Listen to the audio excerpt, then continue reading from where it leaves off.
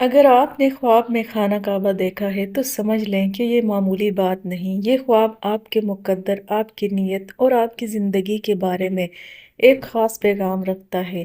جاننا چاہتے ہیں وہ پیغام کیا ہے تو ویڈیو کو آخر تک ضرور دیکھیں۔ السلام علیکم رحمۃ اللہ وبرکاتہ۔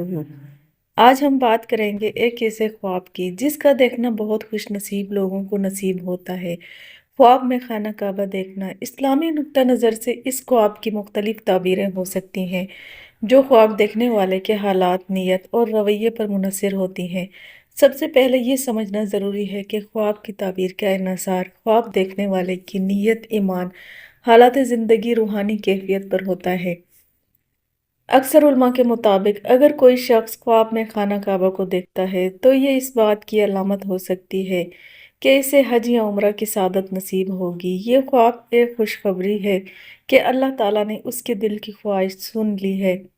اگر خواب دیکھنے والا گناہوں میں مبتلا ہو اور خانہ کعبہ دیکھے تو یہ خواب اس کے لیے اللہ کی طرف سے ایک بلاوا ہوتا ہے۔ اللہ اس سے کہہ رہا ہوتا ہے، میرے در پر آ جا، میں سب معاف کر دوں گا۔ اگر کوئی نیک انسان خواب میں خانہ کعبہ کو روشن اور پر نور یا بہت خوبصورت حالت میں دیکھے تو یہ اس کے مضبوط ایمان، سچائی اور اخلاص کی دلیل ہو سکتی ہے۔ بعض علماء کے مطابق یہ خواب بتاتا ہے کہ وہ شخص اللہ کا محبوب بندہ ہے۔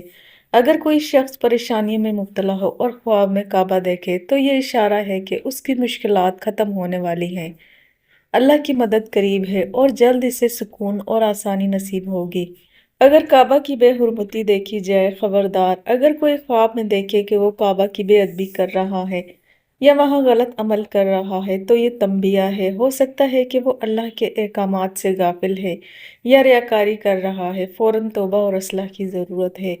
ابن سیرین رحمۃ اللہ علیہ کے مطابق خواب میں کعبہ دیکھنا حج کی سعادت یا ایمان میں ترقی کی علامت ہے۔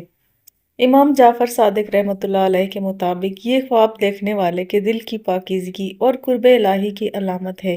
تو دوستو، خواب میں خانہ کعبہ دیکھنا واقعی ایک خاص پیغام ہوتا ہے۔ یہ خواب ہمیں اللہ کی طرف بلاتا ہے، ہماری زندگی کو بہتر بنانے کا موقع دیتا ہے۔ اگر آپ نے بھی کبھی ایسا خواب دیکھا ہے تو نیچے کمنٹ میں ضرور بتائیں اور دوسروں کے ساتھ اس ویڈیو کو شیئر کریں تاکہ وہ بھی اس علم سے فائدہ اٹھا سکیں۔ اللہ تعالیٰ ہمیں اپنے گھر کی زیارت نصیب فرمائے، ہمارے خوابوں کو نیکی کا ذریعہ بنائے اور ہمیں اپنی رضا حاصل کرنے والا بندہ بنا دے۔ آمین۔